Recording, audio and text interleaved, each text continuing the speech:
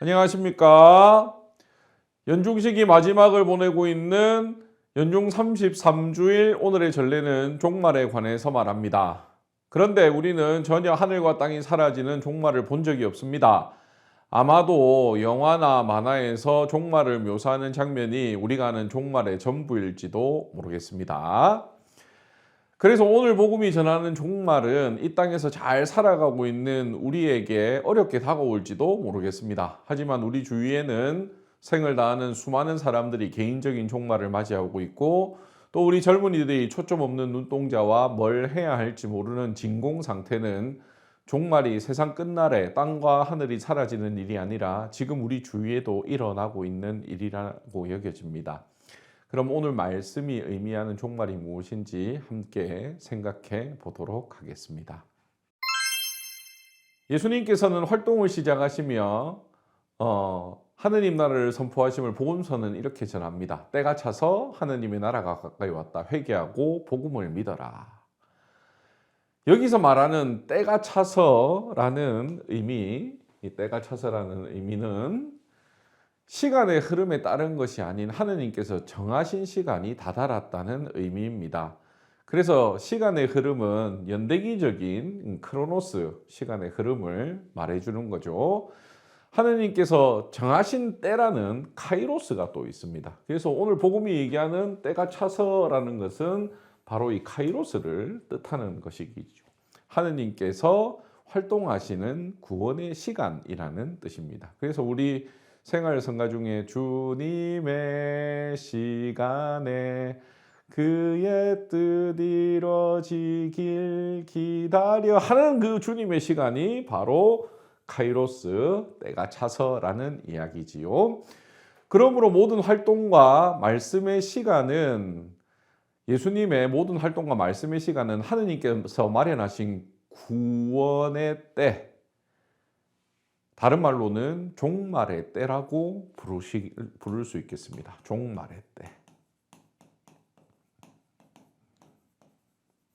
여기 있네요. 그래서 예수님은 종말을 보여주시는 분, 종말적인 분이라고 말하기도 합니다. 이스라엘 역사에서 외세의 침입으로 성전이 불타고 무너지며 도시가 황폐해지고 다른 곳으로 유배당하는 경험들을 하게 됩니다. 이러한 역사적 경험을 두고 종말에 대해 생각하기를 모든 것이 불타고 사라지는 것으로 생각하였습니다. 이를 성경의 문학 장르로는 묵시문학이라고 이야기를 합니다. 오늘 제일독서는 묵시문학적인 요소들을 들려주는데, 그럼 함께 제일독서를 들어보도록 하겠습니다. 보라, 화덕처럼 불붙는 날이 온다. 거만한 자들과 악을 저지르는 자들은 모두 건불이 되리니 다가오는 그날이 그들을 불살라 버리리라. 만군의 주님께서 말씀하신다. 그날은 그들에게 뿌리도 가지도 남겨두지 않으리라. 그러나 나의 이름을 경외하는 너희에게는 의로움의 태양이 날개에 치유를 싣고 떠오르리라. 무시무시하지 않습니까? 불타오르고 어느 하나 남겨지지 않는 것, 종말 영화에서 보는 그대로입니다. 하지만 하느님은 파괴의 신이 아니라 새롭게 하시는 분이십니다. 재난과도 같은 종말은 사람의 것과는 다른 완전히 새로운 하느님의 방법을 말하려는 것이지요. 그래서 세상이 사라진다는 의미가 종말이 있지만 이전의 것들이 다 없어지는 완전한 새로움이라는 뜻으로 종말을 표현하기도 합니다. 완전한 새로움, 한 번도 본 적이 없는 새로움. 그렇기 때문에 이전의 것들은 다 사라져야만 하는 것이죠. 종말의 다른 의미인 완전한 새로움을 오늘 복음은 전하고 있습니다. 그러면 오늘 복음을 함께 들어보도록 하겠습니다. 몇몇 사람이 성전을 두고 그것이 아름다운 돌과 자연 예물로 꾸며졌다고 이야기하자 예수님께서 이르셨다. 너희가 보고 있는 저것들이 돌 하나도 다른 돌 위에 남아있지 않고 다 허물어질 때가 올 것이다. 그들이 예수님께 물었다. 스승님, 그러면 그런 일이 언제 일어나겠습니까? 또 그 일이 벌어지려고 할 때에 어떤 표징이 나타나겠습니까? 예수님께서 이르셨다. 너희는 속는 일이 없도록 조심하여라. 많은 사람이 내 이름으로 와서 내가 그리스도다, 또 때가 가까웠다 하고 말할 것이다. 그들 뒤를 따라가지 마라. 그리고 너희는 전쟁과 반란이 일어났다는 소문을 듣더라도 무서워하지 마라. 그러한 일이 반드시 먼저 벌어지겠지만 그것이 바로 끝은 아니다. 이어서 그들에게 말씀하셨다.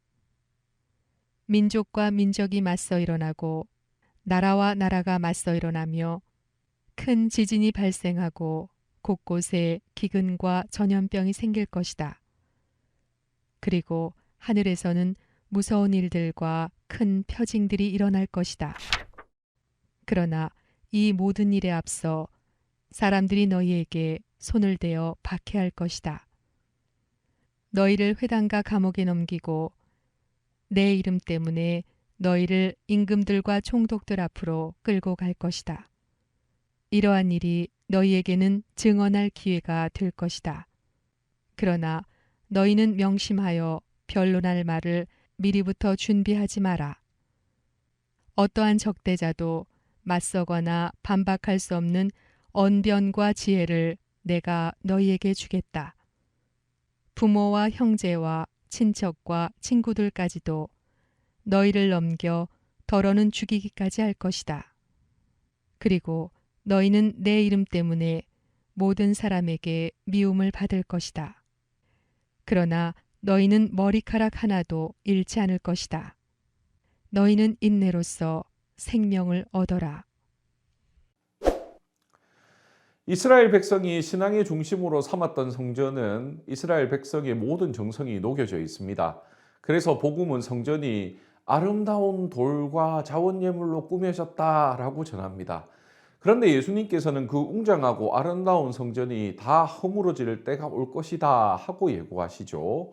그래서 이 성전을 허물어라. 그러면 내가 사흘 안에 다시 세우겠다라는 말씀을 하십니다.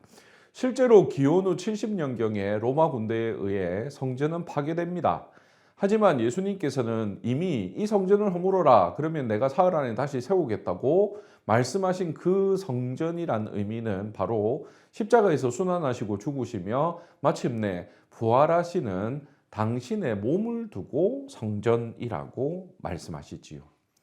그래서 종말의 표징인 전쟁과 반란 그리고 지진과 무서운 일 등의 묵시문학적 종말의 표징들이 나타날지라도 그것이 바로 끝은 아니다라고 예수님께서 말씀하십니다.